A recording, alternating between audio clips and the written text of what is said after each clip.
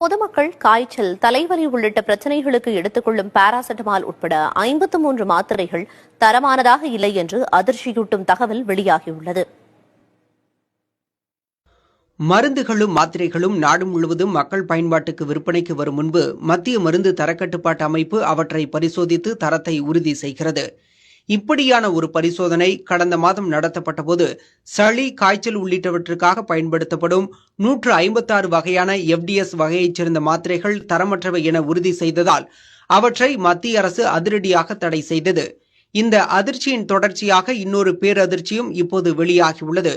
Calcium, vitamin D3, vitamin C குறைபாடு, சர்க்கரை வியாதி, உயர் இரத்த அழுத்தத்திற்கான மாத்திரைகள் உட்பட 53 மாத்திரைகள் நிர்ணயிக்கப்பட்ட தரத்தில் இல்லை என்பது அண்மையில் நடத்தப்பட்ட ஆய்வில் உறுதியாகியுள்ளது.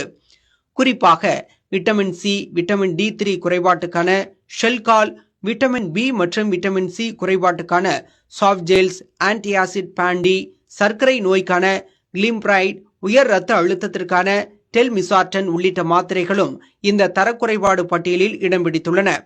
வயிறு தொற்று பிரச்சினைக்கான மெட்ரோனைடசோல், ஆன்டிபயாட்டிக்ஸ் மாத்திரையான கிளாவம் 625, பான் டி, குழந்தைகளுக்கான பாக்டீரியா தொற்றுக்கான ஹெட்டரோவின் செபடோம் XP 50 மாத்திரைகளும் தரமற்று இருப்பதாக உறுதியாகியுள்ளன.